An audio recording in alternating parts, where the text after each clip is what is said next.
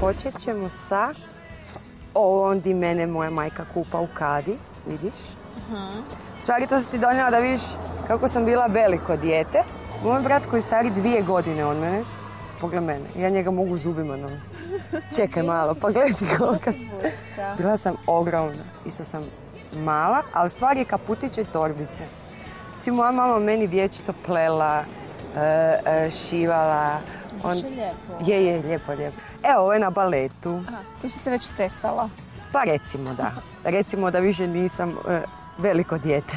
Ovo je meni mama moja donijela iz Amerike, vidiš, ove štucne. I ovaj dres, to je bila Miss Piggy. Ovo je kod mene doma, a ovo sam ti uzela, ovo je u stvari moj krevet. Kako krevet? Moj krevet, o tome se radi. Što je moja mama svako jutro taj madrac dizala i sprema, jer je njoj bilo to jako, njoj se to jako sviđalo kako to izgleda, naš čisti bambus bez ičega.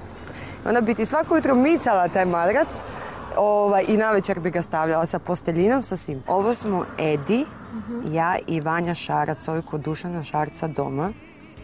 E sad, ova slika je toliko sve ono simpatična, ali nakon toga je nastao takav fajt između mene i njega, viš ovo žuto što drži.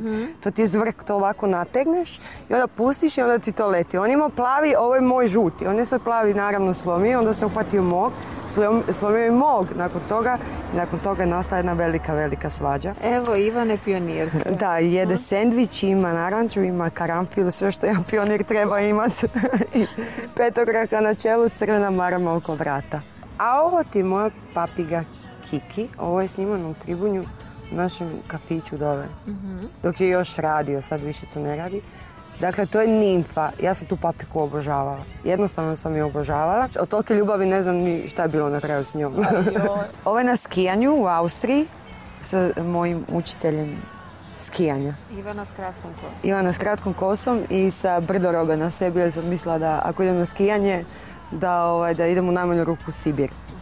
Dalmatinka na skijama, dobro? Da, jedanput i više nikad. A tad sam ja slomila nogu, ne ponovilo se. To je ekipa, bandita, prvi red. Gdje si ti? Evo me. Ova crna mrlja. Postoje ti dani koji su bez razloga jednostavno perfektni. Ovaj mi je bio jedan od tih. Sa Lidijom po Splitu kad sam lunjala, cijeli dan smo bili u Splitu. Ona je 5 godina starija od mene, znaš, tako da više ti dođe ko sestre.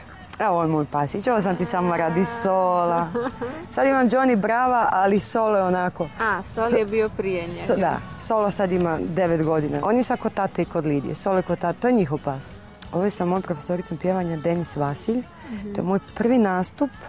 Ja još nisam bila u magazinu, tada su se održavale probe s magazina. Ali to sam s Mišom išla da vidim uopće kako je biti na bini. Pa sam mu se uvalila 3 pjesme.